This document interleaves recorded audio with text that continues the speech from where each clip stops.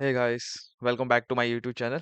सो last video में हमने ML flow के बारे में बात करी थी और हमने उस वीडियो में समझा था कि कैसे एमएल फ्लो हमारी डेटा साइंस जर्नी में हेल्प करता है।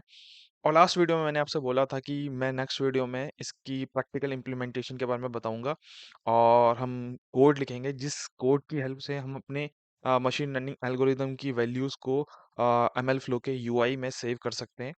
तो वो पूरी की पूरी प्रैक्टिकल स्टेप हम इसमें करने वाले हैं, ठीक है?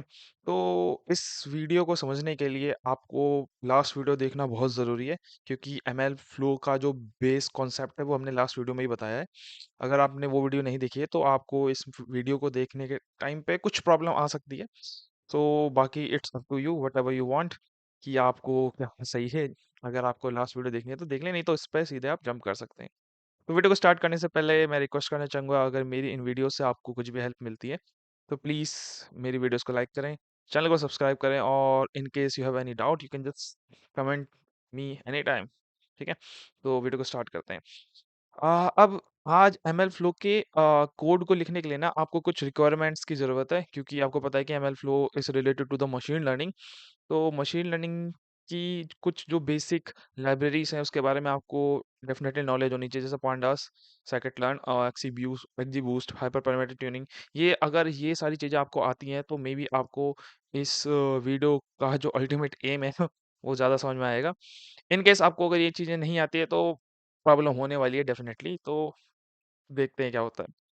अब क्या कहते हैं कि मेरे पास 2 चॉइस थी कि या तो मैं बिल्कुल क्या कहते हैं स्क्रैच से कोड लिखता और कोड लिखते-लिखते आपको समझाता।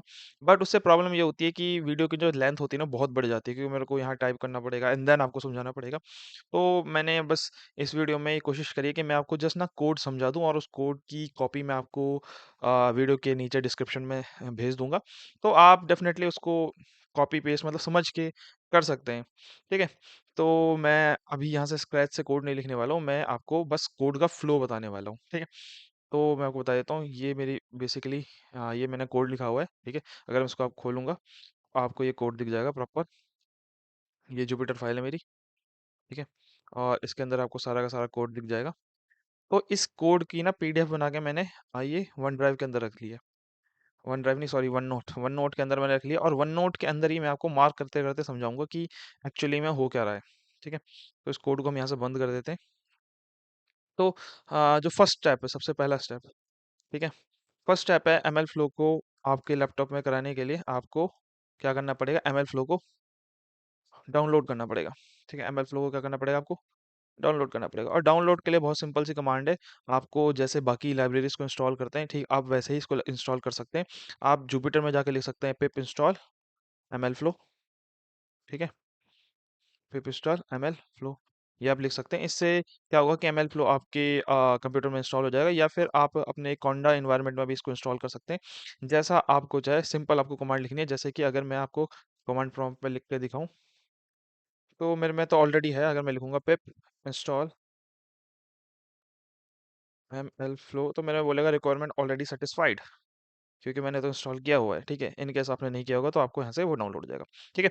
डाउनलोड होने के बाद आप इसके यूआई को एक्सेस कर सकते हैं, यूजर इंटरफेस को। उसके लिए आपको लिखना पड़ता है एमएल फ्लो यूआई, फिर आपको एंटर मार देना है और जैसे ही आप इसमें एंटर मारेंगे तो आपको ये एक एड्रेस देगा। उस एड्रेस में जाके आप इसके यूआई को एक्सप्लोर कर सकते हैं, ठीक है? तो जैसा कि आपको यहाँ दिख रहा होगा, ये बेसिकली इसकी यूआई होगी एमएल फ्लो की, जिसके अंदर आपको अलग-अलग चीज़ें दिखेंगी जिसके बारे में हमने लास्ट वीडियो में डिस्कशन किया था, ठीक है? तो अब हम यूआई पे आ गए, तो अब हम कोड पे चलते हैं।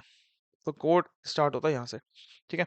क्योंकि हम इसके अंदर मशीन लर्निंग के डाटाबेस मतलब एल्गोरिदम को सेव करने वाले हैं। उसके अलावा उसके लिए हमको पहले एक मॉडल को ट्रेन करना पड़ेगा। तो मॉडल ट्रेन करने का शायद आपको तरीका पता होगा अगर आपको मशीन लर्निंग आती है। तो सबसे पहले हमको लाइब्रेरीज़ को इम्पोर्ट करना पड़ेगा, ठीक है? जैसे कि पांडास, नमपाई। उसके बाद मेरे को ट्रेन स्प्लिट को, डिसीजन ट्रीज़ को, मतलब जो भी आपके एल्गोरिदम्स हैं, उसको आपको इम्पोर्ट करना पड़ेगा, रैंडम फॉरेस्ट। तो मैंने इस वीडियो के लिए 3 ना बेसिकली 4 करे। एक है decision tree, random forest, linear regression और एक्जीबूस्ट रिग्रेशन। आप बोलेंगे कि यही क्यों किए? तो उसका बहुत सिंपल सा आंसर है कि मैं एक प्राइस प्रिडिक्शन मॉडल के ऊपर काम कर रहा हूँ। मैं आपको वो डाटा भी दिखा देता हूँ, ठीक है? अच्छा, इसमें नहीं है, तो मैं आपको सीधे यहीं दिखा दूँगा। कोई नहीं, ये रहा। जब मैं करूँगा ना क्या कहते हैं पीडी डॉट रीड सीएसवी, आपको दिख जाएगा कि इसके अंदर क्या प्राइस वाला एक कॉलम होगा, ये रहा। ये प्राइस वाला कॉलम आपको दिख जाएगा। तो मेरे को इन सारी ही इनपुट वैल्यूज़ को लेके इस प्राइस को प्रेडिक्ट करना है। तो आपको समझ में आ रहा होगा कि हमारा जो एल्गोरिदम है वो प्रिडिक्शन का काम कर रहा है। तो प्रिडिक्शन वाले एल्गोरिदम को आपको इंपोर्ट करना है। तो प्रिडिक्शन वाले एल्गोरिदम आपको पता होगा कि कौन-कौन से होते हैं। रैंडम फॉरेस्ट हो गया, लीनियर रिग्रेशन हो गया, एक्जिबूस्ट रिग्रेशन हो गया, ठीक है? उसके बाद अगर हमारा जो मॉडल है उसकी परफॉर्मेंस कैसी है उसको मेज़र करने का हमको मैट्रिक्स से क्या-क्या करना पड़ेगा, mean square error, mean absolute error और आर टू स्कोर को करना पड़ेगा यहाँ पे इंपोर्ट, ठीक है। उसके बाद आपको ना क्या कहते हैं, दो बहुत ही इंपॉर्टेंट लाइब्रेरीज को भी इंपोर्ट करना पड़ेगा। एक तो एमएल फ्लो, जिसको आपने अभी जस्ट इंस्टॉल किया था पिप इंस्टॉल करके, और एमएल फ्लो के अंदर लाइब्रेरी के अंदर एक मॉड्यूल है सेकिट लर्न, इसको भी आपको इंपोर्ट करना पड़ेगा। इसका यूज मैं अभी आपको बताऊंगा कि कहाँ पे आएगा, ठीक है। तो इन सिंपल वर्ड्स मेरे ख्याल से आपको मैंने समझा दिया कि किस किस लाइब्रेरीज का आपको जरूरत पड़ने वाली है, ठीक है। इसको मैं थोड़ा मोटा कर लेते हैं, अब चलते हैं। तो सबसे पहले आपको पता होगा कि मशीन लर्निंग का सबसे पहला जो स्टेप होता है वो क्या होता है, आपको अपने डाटा सेट को इंपोर्ट करना होता है PD dot read underscore CSV से। उसके बाद आपको एक अपना लुक देख लेना पड़ता है डाटाबेस का। तो डाटाबेस के अंदर हमारा ट्रैवल कोड है, यूजर कोड है, फ्रॉम है, टू है, फ्लाइट टाइप है, प्राइस है, टाइम है, डिस्टेंस है, एजेंसी है और डेट है। फिलहाल के लिए मैंने प्राइस को प्रिडिक्ट करना है, तो मुझे पता है कि प्राइस को प्रिडिक्ट करने के लिए मुझे ट्रैवल कोड नहीं चाहिए, तो मैं इस कॉलम को हटाने वाला हूँ। यूजर कोड नहीं चाहिए, इसको भी हटा देने वाला हूँ। फ्रॉम की जरूरत पड़ेगी क्योंकि कहाँ से हम आ रहे हैं और कहाँ को जा रहे हैं वही एक्चुअली प्राइस में प्रिडिक्ट करता है। फ्लाइट टाइप की मेरे को जरूरत पड़ेगी, प्राइस तो मेरे को प्रिडिक्ट ही करना है। टाइम और डिस्टेंस को भी मैं हटा देने वाला हूँ क्योंकि मैंने इस डाटाबेस के अंदर प्रॉपर्ली घुस के देख लिया है कि टाइम और डिस्टेंस से ज़्यादा फर्क नहीं पड़ रहा है, क्योंकि एक बार अगर आपका फ्रॉम और टू डिसाइडेड है ना, तो डिस्टेंस और टाइम सबके लिए सेम ही है। तो ये दोनों कॉलम कुछ वैल्यू ऐड नहीं कर रहे मेरे प्रिडिक्शन में, ठीक है। उसके अलावा मेरे को एजेंसी की जरूरत पड़ेगी, इसको नहीं हटाएंगे हम, डेट को हटा देंगे, ठीक है। तो इन दी एंड मेरे पास यही कॉलम बचने वाले हैं, from to, flight type, price और एजेंसी, ठीक है। उसके बाद आपको पता होगा कि नेक्स्ट स्टेप क्या होता है, हमको अपने डाटा सेट के अंदर चेक करने होते हैं कि कितने रोस है, कितने कॉलम है, 10 कॉलम है, आपको दिख जाए। कोई डुप्लीकेट वैल्यूज मेरे को मिली नहीं इसके अंदर, और इसके अंदर अगर आप देखेंगे तो नल वैल्यूज भी कोई भी नहीं थी। उसके बाद जैसा कि आपको मैंने बताया कि जो इर्रेलेवेंट कॉलम है उनको मैं डिलीट कर दूंगा। तो वो कॉलम कौन कौन से, travel code, user code, date, time, distance, ठीक है। इसको मैंने ड्रॉप कर दिया, इन कॉलम्स को आपको यहाँ दिख जाएगा। उसके बाद आपको पता होगा कि किसी भी मशीन लर्निंग एल्गोरिदम को इस तरह की डाटा चाहिए होता है, वो कभी भी कैटेगोरिकल डाटा को रीड नहीं कर पाता है, ठीक है। तो आप अगर ऊपर जाके देखेंगे तो हमारा जो बचा कुचे कॉलम्स है वो सारे के सारे कैटेगोरिकल हैं, जैसे कि फ्रॉम, इसके अंदर भी कैटेगरीज है, टू के अंदर भी कैटेगरीज है, फ्लाइट टाइप के अंदर भी कैटेगरीज है, और एजेंसी के अंदर तो कैटेगरीज हैं ही। तो इन सारे कैटेगोरिकल कॉलम को हमको क्या करना पड़ेगा, एनकोड करना पड़ेगा, इनको डिजिटल फॉर्मेट में कन्वर्ट करना पड़ेगा। और उसी के लिए हमारे पास पांडास के अंदर एक बहुत अच्छा फंक्शन आता है, इसको आपको यूज करना पड़ेगा, ठीक है। इस फंक्शन के अंदर आपको अपना डाटा पास करना पड़ता है, और कौन से कॉलम को आपको कन्वर्ट करना है डिजिटल फॉर्मेट में, उसके लिए ये कोड है बेसिकली, ठीक है। तो आपने यहाँ पे अपना डीएफ पास कर दिया, डाटा सेट पास कर दिया, और यहाँ पे आपने कॉलम के नेम पास कर दिए। तो इन सारे कॉलम को ये कैटेगोरिकल से इसमें डिजिटल फॉर्मेट में कन्वर्ट कर देगा, जैसे कि आप यहाँ देख भी सकते हैं, ठीक है। यहाँ पे आपको दिखा जाएगा कि फ्रॉम है, कहाँ कहाँ से आए, ये इसको ट्रू फास्ट में कन्वर्ट कर देगा, ठीक है। तो आप इस तरह से इस चीज़ को समझ सकते हैं। उसके बाद जब हमने ये सारा काम कर ही लिया है, तो अब हमारे पास क्या करना है, हमने अपने डाटा सेट को क्या कर देना है, तोड़ देना है। किस किस में, एक तो इनपुट में, इनपुट कॉलम्स में क्या होगा, वही होगा टू, फ्रॉम, फ्लाइट टाइप, और फ्लाइट टाइप थी और एजेंसी थी। इन सब के यूज से मेरे को किसको प्रिडिक्ट करना था, प्राइस को। तो आपको पता होगा कि ये जो प्राइस है ये मेरा वाई में जाएगा और बाकी सारे कॉलम्स मेरे एक्स में जाएंगे। तो एक्स डाटा सेट से मैंने प्राइस को हटा दिया है, बाकी सारे कॉलम्स को मैंने इसके अंदर रख दिया है, ठीक है। और इसके बाद आगे चलते हैं, एक मिनट ना कोई। तो उसके बाद अब क्या कहते हैं, आपको पता होगा कि नेक्स्ट स्टेप क्या होता है, हमको अपने डाटा सेट को ट्रेनिंग और टेस्ट डाटा में स्प्लिट करना पड़ता है। तो हमने ट्रेन डाटा टेस्ट डाटा में स्प्लिट कर दिया है हमने ट्रेन टेस्ट स्प्लिट मॉड्यूल से, जो हमने इंपोर्ट किया था ऊपर, ठीक है। उसके अंदर हमने एक्स और वाई को पास कर दिया, टेस्ट साइज पास कर दिया, और अपना रैंडम स्टेट को पास कर दिया, ठीक है।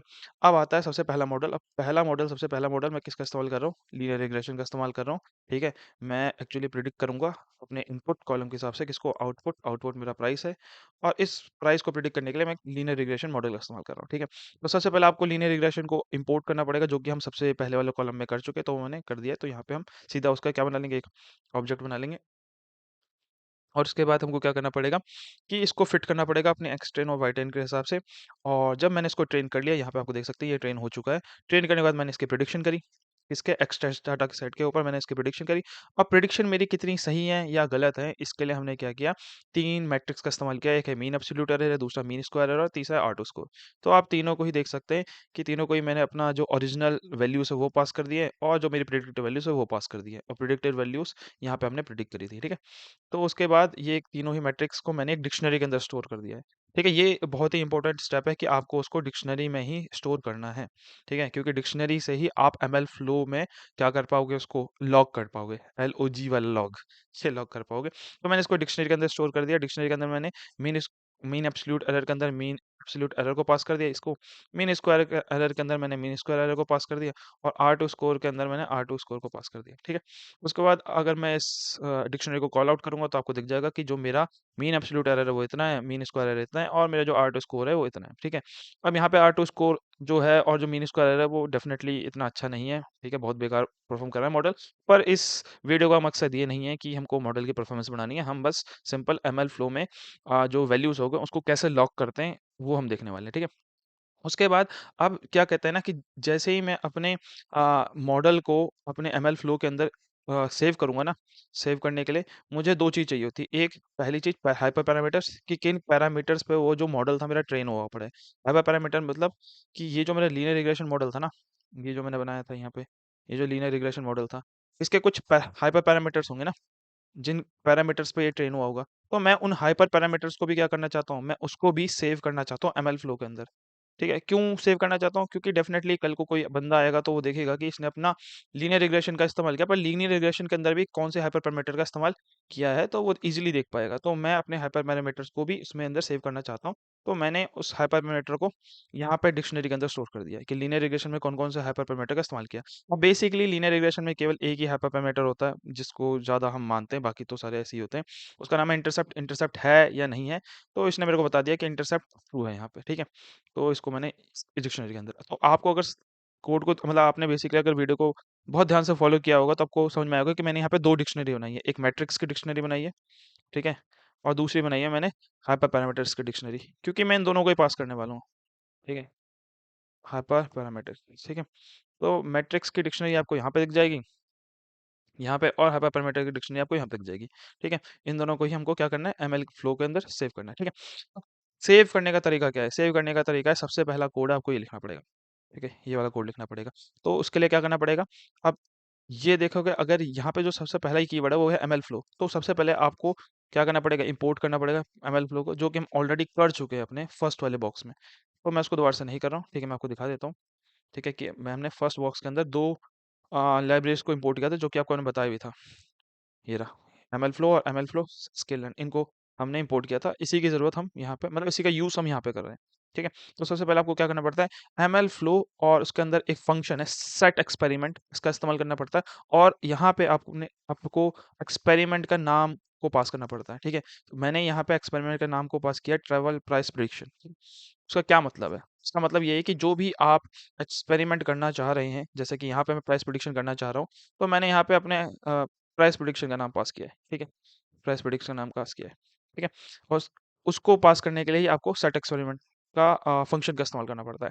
ठीक है, जैसे आप ये पास करेंगे ना, तो इनिशियली आपको अपने यूआई पे ना कुछ नहीं दिखने वाला। ठीक है, भूल जाओ, मतलब ये डिफ़ॉल्ट दिखेगा खाली। लेकिन जैसे ही आप इसको पास करते हैं एमएल फ्लो सेट एक्सपेरिमेंट, ठीक है?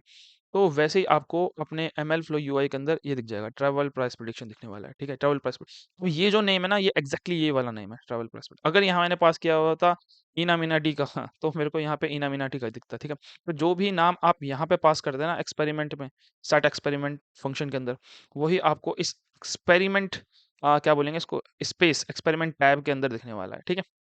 तो मेरे ख्याल से आपको समझ में आएगा कि इसका यहाँ पे यूज़ केस क्या है।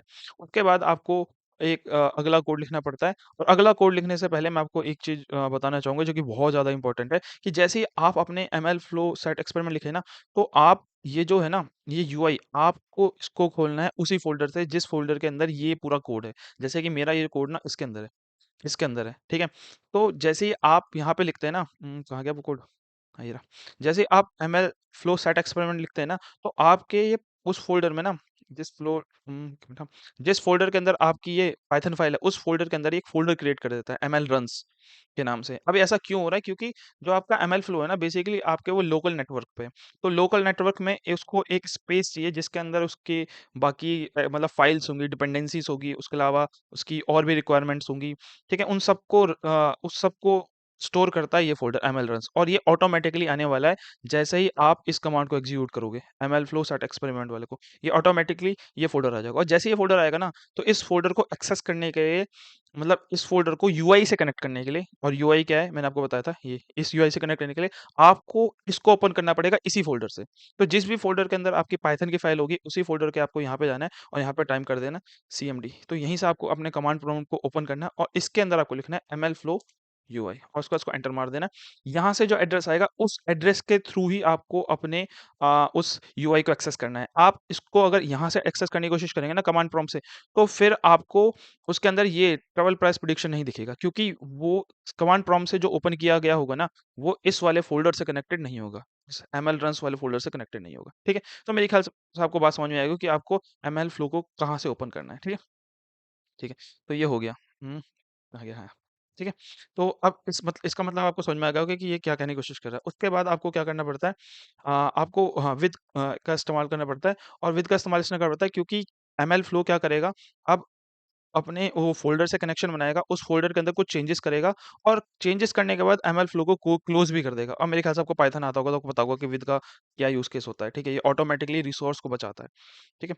तो उसके बाद हमको क्या करना पड़ता है एमएल फ्लो के अंदर एक फ़ंक्शन है स्टार्ट रन, इसका इस्तेमाल करना पड़ता है और इसके अंदर आपको एक आर्गुमेंट पास करना पड़ता है जिसका नाम है रन नेम और रन नेम के अंदर आपको वो पास करना पड़ता है जिस मॉडल को आप यूज़ कर रहे हैं। जैसे कि मेरा जो पहला मॉडल है, वो लीनियर रिग्रेशन का मॉडल है। अब जो भी आप इसके अंदर क्या कहते हैं नेम पास करेंगे, वो आपका एज़ अ मॉडल यूआई में शो होगा। जैसे कि आपको दिखा देता हूँ। अगर मैं इसके अंदर क्लिक करूँ तो आपको पहला मॉडल दिखेगा लीनियर रिग्रेशन मॉडल, ठीक है? तो ये जो यहाँ पे जो नाम छपा है ना वो कहाँ से आया? क्योंकि वो मैंने नेम यहाँ पे पास किया था, ठीक है? अगर मैं यहाँ पे एक्स-वाई-ज़ेड पास करता इस रन नेम के अंदर, ठीक है? रन नेम के अंदर क्या पास करता है? एक्स-वाई-ज़ेड यहाँ पे इस तो मेरे को यहाँ पे भी सबसे नीचे एक्स-वाई-ज़ेड दिखता। तो मेरे ख्याल से आपको समझ में आएगा कि जो पहला नाम है वो किससे रिलेटेड है? आपके पूरे एक्सपेरिमेंट से रिलेटेड है, पूरा का पूरा जो एक्सपेरिमेंट है। उस एक्सपेरिमेंट के अंदर ये एक्सपेरिमेंट के अंदर जितने भी मॉडल्स हैं मेरे, उस मॉडल्स का क्या नाम देना है, वो आपको यहाँ लिखना होता है। तो पहला मॉडल है लीनियर रिग्रेशन मॉडल, इसलिए मैंने यहाँ पे लीनियर रिग्रेशन मॉडल लिखा है, ठीक है? तो आपको ये बात समझ में आ गई होगी। थोड़ा छोटा कर लेते हैं, हाँ। ठीक है, ये पास कर अब उसके बाद आपको क्या करना है, अपने पैरामीटर्स को इसके अंदर पेस्ट करना है, मतलब लॉक करना है। तो आपने पैरामीटर्स की ऑलरेडी क्या बना दी थी, एक डिक्शनरी, आपको दिख जाएगा ये रही। ये ना हमने पहले डिक्शनरी बना दी थी इसके अंदर। तो इस डिक्शनरी को बस इसके अंदर पास करना पड़ेगा और उसके लिए आपको एमएल फ्लो के अंदर एक फंक्शन का इस्तेमाल करना पड़ेगा। फिर से उसका नाम है लॉग पैराम्स। पैराम्स मतलब ये बेसिकली पैरामीटर्स की स्मॉल फॉर्म है पीएआरएमएस। इसको आपको एग्ज़ैक्टली ऐसे ही लिखना है और इसके अंदर आपको अपनी डिक्शनरी पास कर देनी है और वो डिक्शनरी आपने ऑटोमैटिकली बना रखी है, हमने पहले ही बना रखी है। अगर आपने डिक्शनरी नहीं बनाई होगी तो यहाँ पे एरर दे देगा। तो मेक श्योर कि आप अपने जितनी भी चीज़ों को आपको सेव करना है उसको एक डिक्शनरी के अंदर रखें, ठीक है? उसके अलावा हमने हाइपरमीटर को पास कर दिया, उसके बाद हमको पास करना होता है उसके अंदर मैट्रिक्स को, ठीक है? कि क्या-क्या मॉडल की एक्यूरेसी थी, उसको हमने उसके मीन स्क्वायर एरर क्या थे, मीन एब्सोल्यूट एरर क्या थे और उसकी भी हमने ऑलरेडी एक डिक्शनरी बना रखी थी, आप यहाँ देखेंगे। ये पूरी की पूरी यहाँ पे हमने डिक्शनरी तो इस डिक्शनरी को मैं पास कर दूँगा किसके अंदर? इस मैट्रिक्स के अंदर। ठीक है? तो मैंने अब क्या कर दिया कि लॉग को पास कर दिया, मतलब इसके अंदर जो भी हाइपर पैरामीटर्स थे उसको पास कर दिया, मैट्रिक्स को पास कर दिया। अब उसको आप कैसे दिख पाएँगे? जैसे ही आप उसको पास करेंगे, आप अपने पहले एक्सपेरिमेंट में जाएँगे, एक्सपेरिमेंट के अंदर आप लीनियर रिग्रेशन मॉडल के अंदर जाएँगे और इसके अंदर आप नीचे इसको स्क्रॉल कर लेंगे तो आपको दिख जाएँगे ये आपके पैरामीटर्स थे यहाँ पे। ठीक है? इंटरसेप्ट ट्रू था, ये कहाँ से आया? वहीं से आया आपके बैकएंड पे और आपके जो मैट्रिक्स थे mean absolute error, mean square error और R2 स्कोर, आप देखेंगे ये और ये एग्ज़ैक्टली सेम होने वाले हैं यहाँ पे। आप देखेंगे 643 और यहाँ पे भी 643 दिखने वाला है आपको। यहाँ इंटरसेप्ट इक्वल टू ट्रू और ये भी आपको हाइपर पैरामीटर्स यहाँ पे दिखने वाला है, ठीक है? अब ये हमने क्या कर दिया, 2 काम तो कर दिए। हमने क्या कर दिया, मैट्रिक्स को सेव कर दिया और हाइपर पैरामीटर्स को सेव कर दिया। अब हमको इस मॉडल को ही सेव करना है मान लो। कौन से मॉडल को? ये जो मॉडल मैंने ट्रेन किया है, इसको मैं पहले इरेज़र से मिटो देता हूँ, इरेज़ कर देता हूँ, ठीक है? जैसे कि मैंने आपको ना लास्ट वाली वीडियो में बताया था कि एमएल फ्लो हमारी हेल्प करता है क्या करने में? अपने मॉडल को क्या करने में? किसी को शेयर करने में, ठीक है? कोलैबोरेशन में बेसिकली मैं चाहता हूँ कि मेरा जो लीनियर रिग्रेशन मॉडल है ना, जिस पे मैंने इतनी मेहनत करी है, फिलहाल मैंने नहीं करी है, पर मान लेते हैं कि मैंने बहुत मेहनत करी, इस लीनियर रिग्रेशन मॉडल को कोई भी यूज़ कर पाए। अब वो कैसे यूज़ कर पाए? मैं उसको पेन ड्राइव में तो देता फिरूँगा नहीं, तो मैं चाहता हूँ कि इस लीनियर रिग्रेशन मॉडल को ना मैं भी क्या करूँ, अपने एमएल फ्लो के यूआई के अंदर क्या कर दूँ, सेव कर दूँ। तो उसके लिए आपको क्या करना पड़ता है, एक और एमएल फ्लो की लाइब्रेरी को इंपोर्ट करना पड़ता है, ठीक है, जो कि हम ऑलरेडी इंपोर्ट कर चुके हैं, आपको पता होगा सबसे ऊपर वाले कोड में, ये रहा एमएल फ्लो डॉट एसकेलन, इसको हमने ऑलरेडी इंपोर्ट कर दिया था, ठीक है। तो आपको इसको इंपोर्ट करना पड़ता है, और कहाँ गया, ये रहा, ठीक है। तो जैसे ही हमने इसको इंपोर्ट कर दिया ना, तो इसके अंदर ये होगी आपकी लाइब्रेरी, और इस लाइब्रेरी के अंदर हो गया आपका ये मॉड्यूल और एस्केलन, और इस मॉड्यूल के अंदर हो गया ये वाला फंक्शन, ठीक है। तो बेसिकली एमएल फ्लो के अंदर scikit-learn मॉड्यूल हो गया, और इस मॉड्यूल के अंदर जो लॉग फंक्शन है इसका इस्तेमाल करने वाले हैं। तो ये फंक्शन क्या करता है, आपके जो ट्रेन मॉडल है ना ऑलरेडी, जो लीनियर रिग्रेशन मॉडल है, इसको यहाँ से उठाएगा और इसको पेस्ट कर देगा, सेव कर देगा किसके अंदर, आपके यूआई के अंदर, ठीक है, बहुत सिंपल वर्ड्स में। कहाँ गया ये रहा, ठीक है।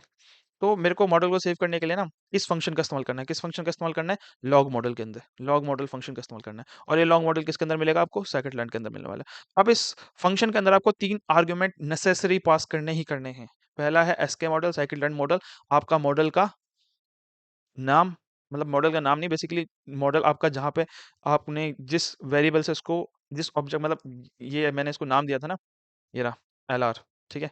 तो ये इसका जो आपने ऑब्जेक्ट बनाया था उसको आपको पास करना पड़ेगा पहले, सबसे पहले कि मेरा मॉडल कहाँ पे सेव है। उसके बाद आपको एक पास करना पड़ता है मॉड्यूल जिसका नाम है आर्टिफैक्ट पाथ, और ये भी आपको मैंडेटरी पास करना पड़ेगा। आर्टिफैक्ट पाथ का मतलब क्या है कि आप चाहते हैं कि आपका जो लीनियर रिग्रेशन मॉडल है वो कौन सी जगह पे सेव हो, कौन सी जगह पे सेव हो, और उस जगह के फोल्डर का नाम क्या हो। तो मैं चाहता हूँ कि ये आर्टिफैक्ट, मतलब ये भी जो मेरा मॉडल है ना लीनियर रिग्रेशन मॉडल, ये मेरा सेव हो किसके अंदर, लीनियर रिग्रेशन फोल्डर के अंदर, किसके अंदर, लीनियर रिग्रेशन मॉडल के फोल्डर के अंदर। आपको मैं दिखा भी देता हूँ कि जैसे ही आप आर्टिफैक्ट पाथ को उधर पास करेंगे ना, तो आपका जो एमएल रन्स वाला था ये फोल्डर, इसके अंदर ऑटोमेटिकली आप जाएंगे ना, तो यहाँ कहीं आ जाएगा आपका आर्टिफैक्ट, ये तो डिसीजन ट्रीज है, रैंडम फॉरेस्ट, एक्जीबूस्ट, अरे यार लीनियर रिग्रेशन कहाँ है, ये भी एक्जीबूस्ट, एक मिनट, किसी में तो मिलेगा रैंडम फॉरेस्ट, अरे लीनियर रिग्रेशन कहीं सेव भी है कि नहीं है, ये भी डिसीजन ट्री, हाँ ये रहा, ठीक है। तो बेसिकली ये जो नाम है ना यहाँ पे लीनियर रिग्रेशन मॉडल, ये किस फोल्डर के अंदर, आपने आपके एमएल रन्स फोल्डर के अंदर है। तो यहाँ पे जो नेम है ना लीनियर रिग्रेशन मॉडल, ये कहाँ से आया, ये आपने ही पास किया था कहाँ पे, इस कोड पे। तो यहाँ पे जो भी आप आर्टिफैक्ट पाथ के अंदर जो भी नाम आप क्या करेंगे, यहाँ पे पास करेंगे linear regression model. In case मैंने अगर एक्स वाई जी किया होता, तो यहाँ पे जो मेरा फोल्डर का नाम होता वो एक्स वाई जी होने वाला है, ठीक है। तो बेसिकली इसमें, इस पूरे ही फ्लो में ना 3 नाम हमने दिए। एक तो सबसे पहले एक्सपेरिमेंट का नाम, पूरे के पूरे एक्सपेरिमेंट का नाम। उस एक्सपेरिमेंट के अंदर जो मेरा पहला मॉडल है, और उस मॉडल को सेव किसके अंदर करना है, किस फ़ोल्डर के अंदर करना है। तो वो फ़ोल्डर का नाम यहाँ पे है, ठीक है? और तीनों ही नाम आपको कहाँ-कहाँ पे शो होंगे मैंने आपको बता दिया। पहला नाम आपको शो होगा यहाँ पे एक्सपेरिमेंट का नाम, एक्सपेरिमेंट के अंदर ये मॉडल, और इस मॉडल को लोकली कहाँ सेव करना है, उस फ़ोल्डर का नाम। ठीक है? ये रहा ये फ़ोल्डर, ये एमएल रन्स के अंदर आपको मिलेगा, आर्टिफैक्ट के अंदर, ठीक है? ये रहा एमएल रन्स के अंदर, ठीक है? तो मेरे ख्याल से आपको समझ में आया होगा। ठीक है? तो जैसे ही आपको इसको पास कर दिया, तो आपने पास, उसके बाद आपको एक और चीज़ पास करनी पड़ती है, इनपुट एग्ज़ाम्पल।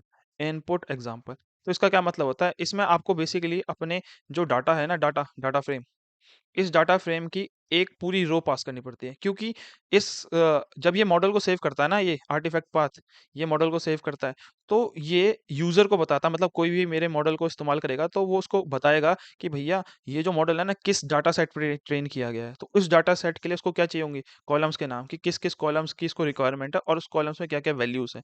तो इसीलिए आपको अपने डाटा सेट का एक डेमो डेमो आपको यहाँ पास करना पड़ता है। डेमो मतलब बेसिकली आपको बस सिंपल क्या करना है, एक अपना फर्स्ट कॉलम को पास करना है, और कॉलम के अंदर एक रो होनी चाहिए। एक रो के अंदर आपका डाटा होना चाहिए, जो भी आपका डाटा होगा, ठीक है? तो वो पास करना पड़ेगा। आपको अगर ये फंक्शन आता है तो आपको समझ में आ रहा होगा कि मैं क्या बात कर रहा हूँ। तो जैसे ही आप इनपुट एग्ज़ाम्पल के अंदर ये पास करेंगे ना, तो आप देखेंगे ना, अगर मैं यहाँ लॉग मॉडल में जाऊँ, फिर से आपको दिखाता हूँ। ये मेरा एक्सपेरिमेंट होगा, एक्सपेरिमेंट के अंदर मेरा आ गया लीनियर रिग्रेशन मॉडल, और इसके अंदर मैं आर्टिफैक्ट्स के अंदर जाऊँ, तो आर्टिफैक्ट्स के अंदर आप देखेंगे तो ऑटोमैटिकली ना इसको ये पता चल गया कि कौन-कौन से इनपुट वैल्यूज़ चाहिए, फ्रॉम ब्राज़ीलिया, फ्रॉम ये, ठीक है? ये सारे इनपुट वैल्यूज़ चाहिए, और आउटपुट्स क्या होंगे यहाँ पे आएगा, ठीक है? ये आप देखेंगे कि यहाँ पे भी हैं कि कौन-कौन से कॉलम्स की इसको रिक्वायरमेंट है। अब मेरे इस मॉडल को कैसे पता चला कि किस-किस इनपुट किस-किस कॉलम्स की इसको रिक्वायरमेंट्स है, तो वो आपने ही इसको पास करी किसके अंदर, इस एक्सट्रेन के अंदर। आपने अपना डाटा सेट इसको दिखाया इसकी हेल्प से। तो इसलिए जब भी आप किसी भी अपने मॉडल को अपने एमएल फ्लो के यूआई में सेव करने वाले हैं, तो आपको ये 3 चीज़ पास करनी पड़ेगी। एक तो वो मॉडल, उसके बाद उस मॉडल को सेव कहाँ करना है, उसका नाम, और उसके मॉडल को कौन किस तरह का डाटा सेट चाहिए उसका एक डेमो, ठीक है? उसका एक मतलब बेसिकली छोटा वर्ज़न बस, एक ही रो चाहिए उसको। और जब ये उसको एग्ज़ीक्यूट करूँगा तो एग्ज़ीक्यूट ये हुआ है या नहीं हुआ उसके लिए मैंने एक प्रिंट कंप्लीटेड लिख दिया है खाली। जाके ये जब भी एग्ज़ीक्यूट हो जाए तो यहाँ पे आ जाएगा कंप्लीटेड, ठीक है? इस तरीके से हमने क्या कर दिया, एक पूरे मॉडल को सेव कर लिया है, ठीक है? आप देख सकते हैं पूरा मॉडल मेरा सेव हो चुका है। अब क्या फ़ायदा हुआ मेरे मॉडल को सेव करने के लिए, इन केस कि किसी बंदे को चाहिए कि वो मेरे मॉडल का इस्तेमाल करे, तो उसको कुछ नहीं करना, उसको आर्टिफैक्ट्स के अंदर जाना है और इस आर्टिफैक्ट्स के अंदर से इस मॉडल के पाथ को कॉपी कर लेना है और इसका पाथ से ना वो मेरे मॉडल को डाउनलोड कर सकता है। कैसे? ये मैं वीडियो के लास्ट में बताऊँगा आपको, ठीक है? तो इसी तरीके से मैंने क्या किया कि फिर अपने इसी डाटा सेट पे दूसरा जो इसी डाटा सेट जो सेम डाटा सेट था, इसी पे मैंने डिसीजन ट्री को ट्रेन किया है और मेरे ख्याल से आपको अब समझ में आ रहा होगा कि क्या करेंगे हम। डिसीजन ट्री को ट्रेन करने के बाद मेरे को डिसीजन ट्री की प्रिडिक्शन को देखना पड़ेगा, उसके बाद वही उसके मैट्रिक्स जितने भी मैट्रिक्स है और उस मैट्रिक्स को एक डिक्शनरी में स्टोर कर दूंगा मैं और उसके बाद डिसीजन ट्रीज को ट्रेन करने के लिए कौन कौन से हाइपर पैरामीटर का हमने इस्तेमाल किया। तो ये ये सारे हाइपर पैरामीटर का हमने इस्तेमाल किया है, ठीक है? आपको अगर मशीन लर्निंग आती है तो पता होगा कि कौन कौन से हाइपर पैरामीटर्स बहुत इंपॉर्टेंट होते हैं डिसीजन ट्रीज के लिए, तो वो आपको यहाँ पे दिख जाएंगे, ठीक है? उसके बाद आपको पता है कि कैसे हम लॉग करेंगे। अब अभी हमने जस्ट देखा लीनियर सेम वही प्रोसेस रहने वाली है। आपको सबसे पहले अपने एक्सपेरिमेंट का नाम देना पड़ेगा और अगर आप एक्सपेरिमेंट का नाम सेम देखें रखेंगे, तो ये इसी के अंदर सेव करेगा, इसी के अंदर, ठीक है? ट्रैवल प्राइस प्रेडिक्शन क्योंकि मैंने दोनों ही एक्सपेरिमेंट का नाम सेम रखा है। इन केस अगर आपने यहाँ पे नाम चेंज कर दिया, तो क्या होगा? तो यहाँ पे भी एक नया एक्सपेरिमेंट हो जाएगा, इसके नीचे एक और एक्सपेरिमेंट सेट हो जाएगा। मेरे ख्याल से आपको समझ में आ रहा होगा। अगर मैं यहाँ पे लिख देता कि मतलब कुछ भी मान लो क्या कहते हैं एनोमली डिटेक्शन, ठीक है? एनोमली डिटेक्शन तो यहाँ पे एक और नया एक्सपेरिमेंट क्रिएट हो जाता है एनोमली डिटेक्शन के नाम से। तो क्योंकि मैंने नेम सेम रखा है तो इसको पता चल गया कि इसी एक्सपेरिमेंट की बात हो रही है और इसी एक्सपेरिमेंट के अंदर आपको पता होगा कि फिर मेरे को क्या करना पड़ेगा, फिर से स्टार्ट रन के नाम से मेरे को अपने मॉडल का नाम देना पड़ेगा, डिसीजन ट्री रिग्रेशन मॉडल। और आपको ये दिख भी जाएगा यहाँ पे, अगर मैं एक्सपेरिमेंट क्लिक करूँ तो कहीं ना कहीं आपको दिखेगा डिसीजन ट्री रिग्रेशन मॉडल। तो ये नाम कहाँ से आया? या यहाँ से, ये वाले नाम से, ठीक है? इसके बाद आपने पैरामीटर्स को पास कर दिया आपने डिक्शनरी के अंदर, उसके बाद मैट्रिक्स को पास कर दिया और इस मॉडल को भी आपने क्या कर दिया, सेव कर दिया है अपने यूआई में ताकि कोई भी इसका इस्तेमाल कर सके। और इसके अंदर भी वही 3 फंक्शन को आपने सॉरी 3 फंक्शन नहीं 3 आर्ग्यूमेंट्स को आपने पास करना ही पड़ेगा मैंडेटरी।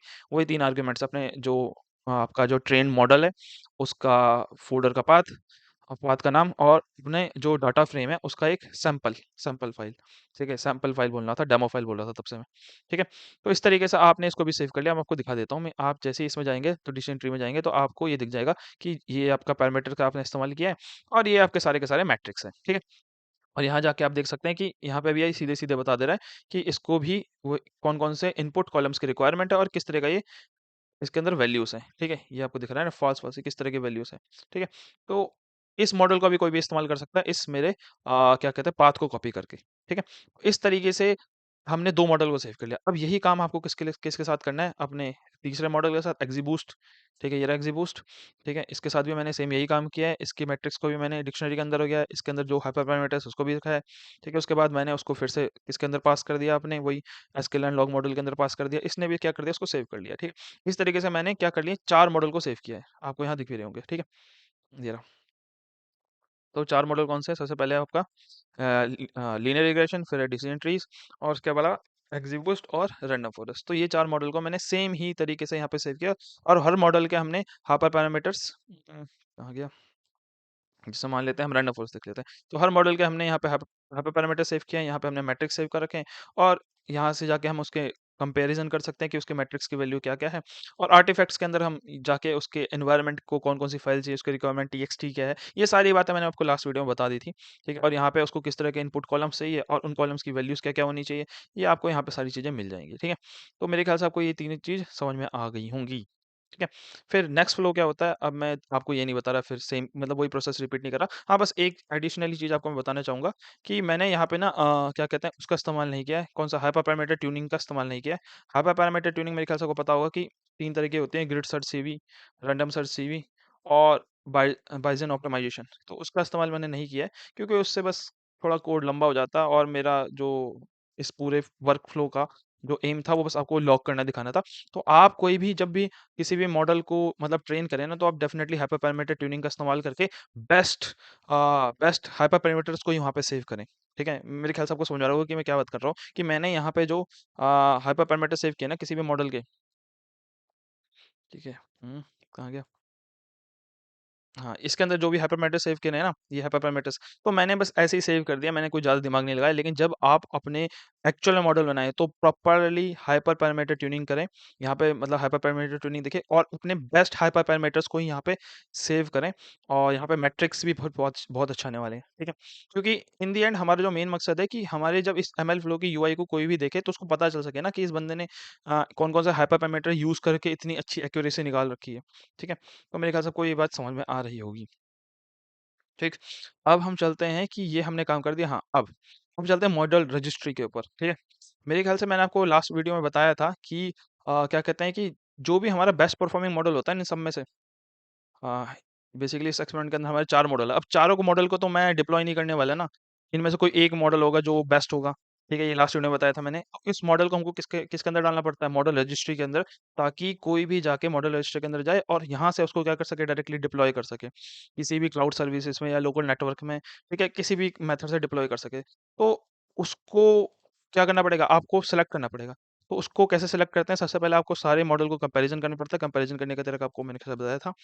इसके अंदर जाना पड़ता है और कंपेयर में क्लिक करना पड़ता है, और कंपेयर में जाकर आपको देखना पड़ता है कि किसकी मैट्रिक्स की वैल्यू सबसे बढ़िया आ रही है, ठीक है? कौन सबसे कम एरर दे रहा है, और कंपैरिज़न करने के बाद ये हमने सब लास्ट वीडियो में डिस्कस कर लिया था। कंपैरिज़न करने के बाद मैंने फाइंड आउट किया था कि जो मेरा रैंडम फॉरेस्ट मॉडल है, वो बहुत बढ़िया है, ठीक है? इसको मेरे को किसके अंदर ट्रांसफ़र करना है? अपनी मॉडल रजिस्ट्री के अंदर।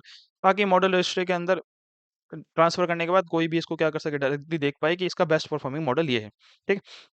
तो उसको करने का कोड ये है, ठीक है? तो अब इसके अंदर ना आपको ये वाला कोड लिखने की फ़िलहाल कोई ज़रूरत है नहीं, ठीक है? इन केस अगर वो आपके मॉडल को ट्रांसफ़र ना करे, तो तब लिख देना, फ़िलहाल लिखने की ज़रूरत नहीं है ये, ठीक है?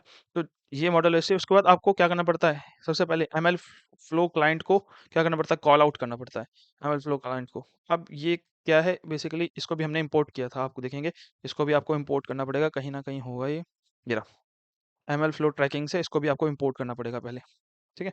तो आप जब इसको इम्पोर्ट करेंगे, उसके बाद इसको आप यूज़ कर सकते हैं। हुँ,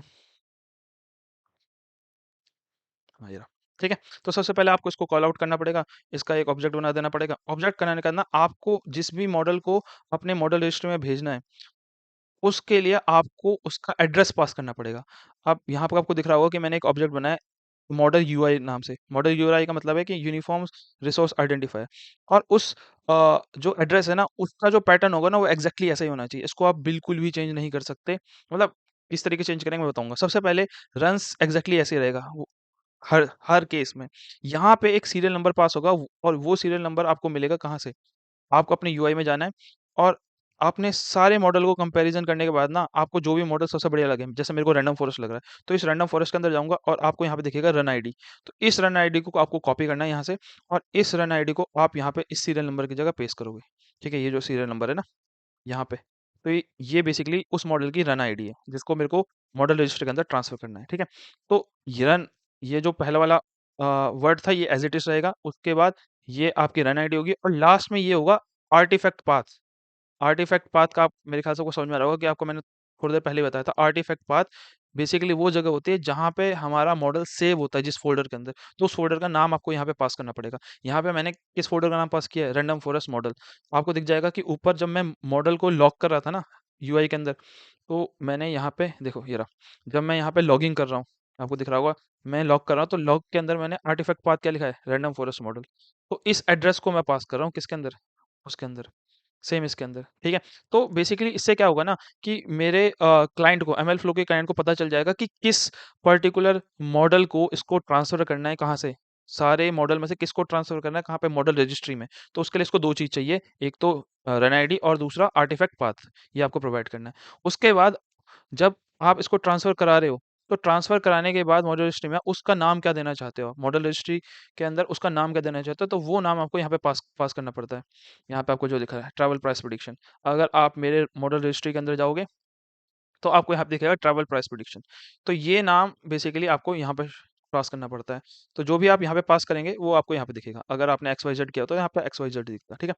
उसके बाद अब ये आपने जब कर लिया, तो उसके बाद बहुत सिंपल है, आपको बस क्या करना है, एमएल फ्लो के अंदर रजिस्टर मॉडल को कॉल आउट करना है, और इसके अंदर आपको अपने मॉडल यूआरआई, मतलब जो आपका मॉडल है उसका एड्रेस पास कर देना है, और उस मॉडल का क्या नाम आप देना चाहते हैं वो पास कर देना है। तो इसके अंदर आप ये पास कर दोगे, उसके बाद ये क्या कर देगा, इसको आपको क्या कर देगा, ट्रांसफ़र कर देगा, ठीक है? उसके अंदर।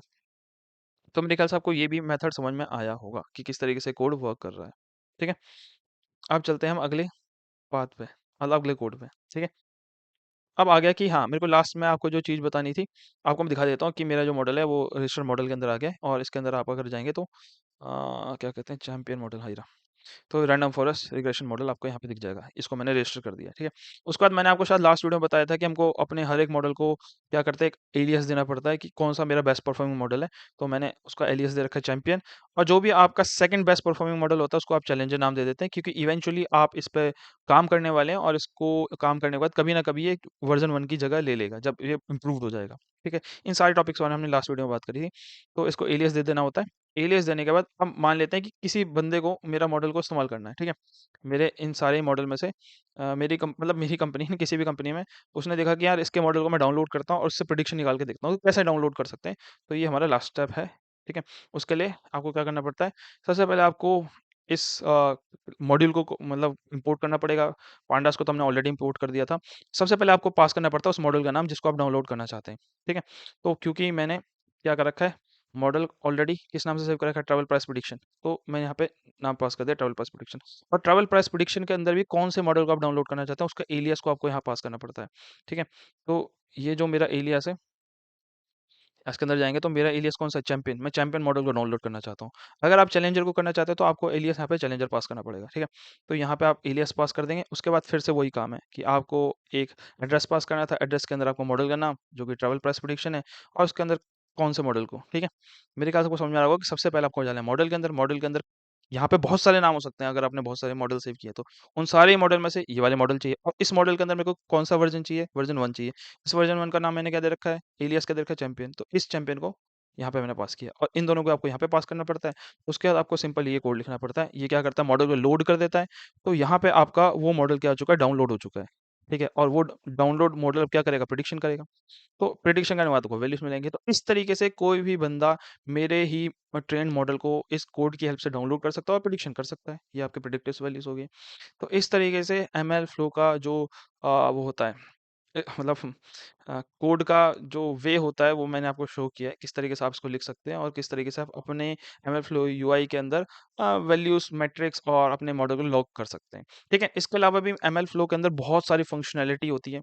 ठीक है, इसके लिए आप इसको डिटेल में स्टडी कर सकते हैं। डेफिनेटली अगर आप एक डाटा साइंटिस्ट बनना चाहते हैं तो सेल्फ वर्क बहुत ज़्यादा ज़रूरी है। ठीक है, अलग-अलग आर्टिकल्स पढ़िए। ठीक है, जैसे कि आपको मैं बताता हूँ, एमएल फ्लो आपके मतलब रीट्रेन करने के काम भी आता है। मॉडल को रीट्रेन कब करते हैं मॉडल को? जैसे मान लेते हैं कि मैंने जो अभी मॉडल बनाया रैंडम फॉरेस्ट मॉडल, ठीक है? रैंडम फॉरेस्ट मॉडल अब मेरे अभी तो ये बढ़िया काम कर रहा है, बढ़िया एक्यूरेसी दे रहा है। इसकी एक्यूरेसी बहुत बढ़िया है, लेकिन ये ज़िंदगी भर थोड़ी ना रहेगी। मान लेते हैं 3 महीने बाद इसकी एक्यूरेसी डाउन होगी। क्यों होगी डाउन? क्योंकि अब जो डाटा आ रहा है प्रिडिक्ट करने के लिए, वो डाटा में कुछ चेंजेस आ गए, जिसको हम डाटा ड्रिफ्ट भी बोलते हैं, डाटा ड्रिफ्ट। क्योंकि डाटा में चेंज आ गए, तो डाटा मेरा जो इस मॉडल के हिसाब से सही नहीं है, तो ये मॉडल मेरी एक्यूरेसी देगा नहीं उतनी।